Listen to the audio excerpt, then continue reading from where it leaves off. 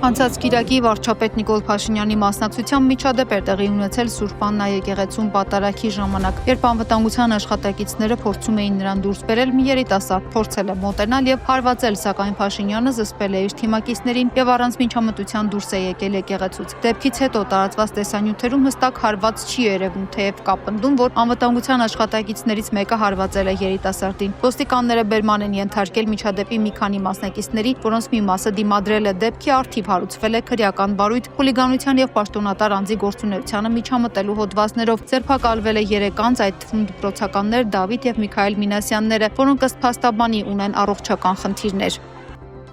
Հայաստանի Սահմանադրության տրամաբանությամբ եկեղեցին եւ պետությունը տարանջատված են։ Եկեղեցին պետական կառավարման հարթակ չէ եւ այնտեղ պետական իշխանության իրականացում չի կարող տեղի ունենալ։ Եթե չկա ծառայողական գործունեություն, ապա ինչին են միջամտել այդ երիտասարդները։ Սա այն առանցքային կետն է, որտեղ մեղադրանքի ամբողջ կառուցվածքը փլուզվում է։ Ավելին, առաջադրված հոդվածները ակնհայտորեն անհամաչափ են եւ արհեստականորեն ընդլայնված։ Խուլիգանության եւ միջամտության համադրումը ստեղծում է արհեստականորեն ծանրացված մեղադրանք, որը ավելի շատ հիշեցնում է քաղաքական ուղերձ։ Չհամաձայնվողները պետք է պատժվեն։ Սա վտանգավոր նախադեպ է։ Եթե ցանկացած միջադեպ կարող է ներկայացվել որպես պաշտոնատար անձի գործունեությանը միջամտություն, ապա վաղը նույն տրամաբանությամբ կարելի է քրեականացնել ցանկացած անհամաձայնություն։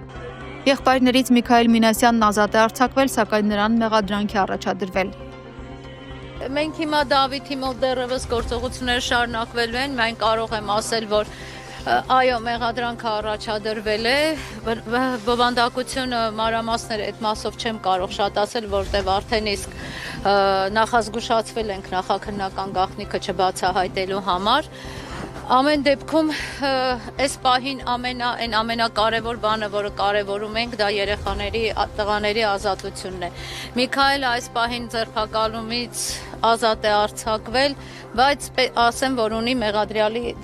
դեռևս ունի, այո, մեղադրյալի կարգավիճակ, հուսամ, որ այդ կարգավիճակն էլ շատ շուտով արդեն իսկ դասարանցիներին հուզմունքս մի քիչ շատ ազուտ են առումով, ես չեմ ասում, որ վայ, գործը կարճվեց, չգիտեմ ինչ, բայց դուք բոլորդ եք հասկանում, մեր համար 18 տարեկան երեխային ազատության մեջ տեսնելը ամենակարևորն է։ Սուրբ Աննա եկեղեցում Փաշինյանի հետ միջադեպի մասնակից ազատամարտիկ Գևորգ Գևորգյանը նույնպես ազատ է արձակվել։ Գիտեք, ես կազմակերպել եմ եւ պլանավորել եմ քաղաքի յուղերի Արցախի ազատագրումները։ Ես երբ որ մի բան պլանավորում կազմակերպում եմ, դա ազատագրում էր։ Այնտեղ որտեղ իրենք այսօր աշխատում են, որտեղի համարվում են պատասխանատուները երկրի, այդ երկրի ազատագրման գործում եմ եղել։ Այլ ոչ թե sense նման բաներում ես կարող եմ պլանավորել, առավել եւս sense երիտասարդներով։ Եվ նայելով ենթադրենք, գիտեք, ասում են ինձ ներկայացնում են, որ ինչ որ իմ աչքերն են տենց առանձնացրել իմ հայացքները, այսինքն եթե իմ հայացքից ինքը տենց լուրջ վախեր ունենում, դա շատ ավելի վատ իրավիճակում ենք մենք, քան կարելի է պատկերացնել։ Կարգավիճակ ունեք, ձեզ կարգավիճակը մեղադրել։ իսկ խափանման միջոց Գրավ։ Ինչքան? 5 միլիոն։ Քանի օր ժամանակ ունեք։ 3 օր։ Սկզբում 10 էր, հետո 5 դարձրեց։ Կադրերում երևում է, որ դուք այնտեղ կանգնած եք մի քիչ ներքև։ Ես առաջ էի։ Հա, մի քիչ առաջ եք կանգնած։ Հիմա ինչ են ասում, ինչ գործողություններ եք արել։ Դե գործողությունները հետո, որ իրանք հասկացում են, որ ես իբր կազմակերպել եմ եւ հետո դաշնացնելիցը, հա, պաշտոնատար անձին, այսինքն երբ որ տեսել եմ ինչ որ հարվածում են երիտասարդին, ձեռքից բռնել եմ, ասել եմ դուրս եկեք, եկեղեցում sense բաներ չեն անում։ Ու եթե կա Հայաստանի Հանրապետություն մի հայ կամ առավել եւս քրիստոնյա, ով Սուրբ Պատարագի ժամանակ ծաղկազարդի օրը թույլ է տալիս, որ ինչ որ մեկը մյուսին մի երիտասարդի 18 տարեկան երեխու հարվածեն, ու ինքը ձեռքից չի վերցնում ու չի ասում դուրս եկեք ստեղից, ինքը ոչ հայ է, ոչ էլ առավել եւս քրիստոնյա։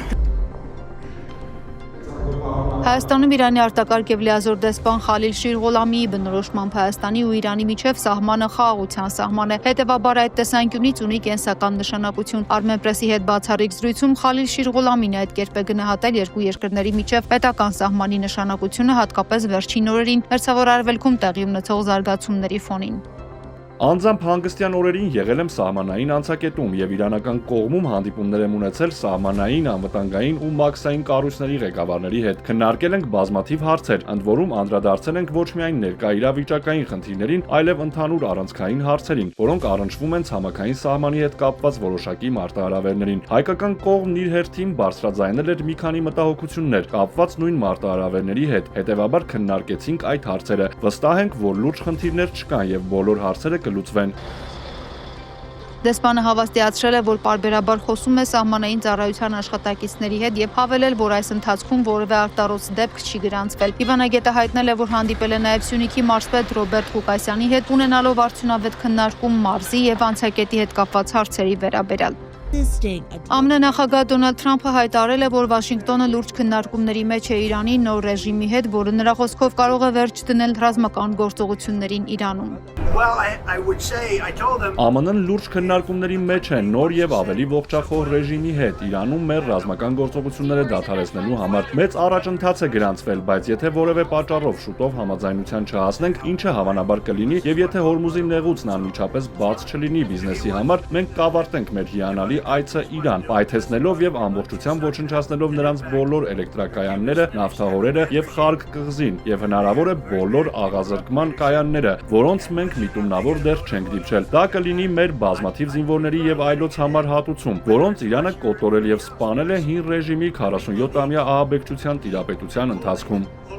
Բանակցություններում առաջընթացի մասին հայտարարելով Վաշինգտոնը նաև լրացուցիչ ուժեր է ուղարկում տարածաշրջան։ Իրանի խորհրդանի խոսնակը մեղադրել էր Միացյալ Նահանգներին հնարավոր բանակցությունների ազդանշան տալու եւ միաժամանակ ցամաքային ներխուժում պլանավորելու համար։ Իրանի առաջնորդները հերքում են, որ ուղիղ բանակցություններ են վարում Միացյալ Նահանգների հետ։ Իսկ հա Wall Street Journal թերթի տվյալներով ԱՄՆ նախագահն իր օգնականներին հայտնել է, որ պատրաստ է դադարեցնել ռազմական գործողությունն Իրանի դեմ, նույնիսկ եթե Հորմուզի նեղուցը փակ մնա։ Ըստ հրապարակման Թրամփը եւ նրա օգնականները եկել են այն եզրակացության, որ նեղուցի ապաշրջափակման գործողությունը կձգձգի հակամարտությունը։ Նախագահը որոշել է, որ Միացյալ Նահանգները պետք է հասնի իր հիմնական նպատակներին հարվածներ հասցնել իրանական նավատորմին ու հրթիռների պաշարներին եւ դադարեցնի ռազմական գործողությունները։ Միացյալ Նահանգները երբեք չի կարողանա վերահսկողություն հաստատել Հորմուզի նեղուցի նկատմամբ, հայտարարել է Իրանի զինված ուժերի կենտրոնական շտաբի խոսնակը։ Իրանի ամերիկացի եւ սիոնիստ թշնամիների այս ռազմավարական սխալը նրանց նվաստացրել է եւ դրել կործանման ճանապարհին։ Նրանք մոլորվել են, մտածելով, որ տեղեկատվական պատերազմի, ենթադրաբար առաջադեմ զենքի եւ տեխնոլոգիաների ցուցադրությունների, ինչպես նաեւ երեխաների, կանանց, տղամարդկանց, գիտնականների եւ երկրի զինված ուժերի քաջարի հրամանատարների դեմ ահաբեկչական հարձակումների միջոցով կարող են ստիպել հզոր եւ հպարտ Իրանին, որը երբեք գլուխ չի խոնարհել իր թշնամիների առջև, հանձնվել կամ իրականացնել Հորմուզի նեղուցի վրա վերահսկողություն հաստատելու իրենց երազանքը։ Նրանք այս երազանքը ընդմիշտ կթաղեն։ Վարչապետ Նիկոլ Փաշինյանը ապրիլի 1-ին աշխատանքային այցով կմեկնի Ռուսաստանի Դաշնություն, հայտնում են Հայաստանի կառավարությունից։ Այցի շրջանակում Մոսկվայում տեղի կունենա վարչապետ Փաշինյանի հանդիպումը Ռուսաստանի նախագահ Վլադիմիր Պուտինի հետ։ Ռուսաստանի նախագահի մամուլի ծառայությունը հաստատել է վաղը Մոսկվայում կանալիք Փաշինյան-Պուտին բանակցությունների մասին տեղեկությունները։ Աշխատանքային այցով Մոսկվա ժամանող Հայաստանի վարչապետի հետ նախատեսվում է քննարկել հայ-ռուսական ռազմավարական գործակցության ներկա վիճակն ու հեռանկարները, Եվրասիական տարածաշրջանում ինտեգրացիոն փոխգործակցությունը, նաև տարածաշրջանային օրակարգի հրատապ թեմաները, մասնավորապես Հարավային Կովկասում տնտեսական եւ տրանսպորտային լոգիստիկ կապերի զարգացումը, նշված է Կրեմլի մամուլի ծառայության հաղորդագրության մեջ։ Հրապարակ օրաթերթի գլխավոր խմբագիր Արմինե Օհանյանը նշում է, որ Նիկոլ Փաշինյանի իշխանությունը պատրաստ է ցանկացած միջոցի դիմել լրագրողների նկատմամբ։ Նա ընդգծում է, որ դատական գործընթացներն օգտագործվում են լրատվամիջոցներին ճնշելու համար, սակայն լրագրողների հիմնական խնդիրն է վախի չմատնվել եւ շարունակել աշխատանքը։ Ինչ է նշանակում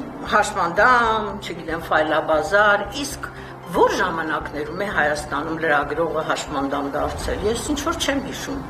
Հա, իհարկե, եղել են միջադեպեր, եղել են քաշքշուկներ, եղել են վիրավորել, եղել է նույնիսկ ծեծի դեպք, բայց նախ ժամանակը գնում է, զարգացում կա,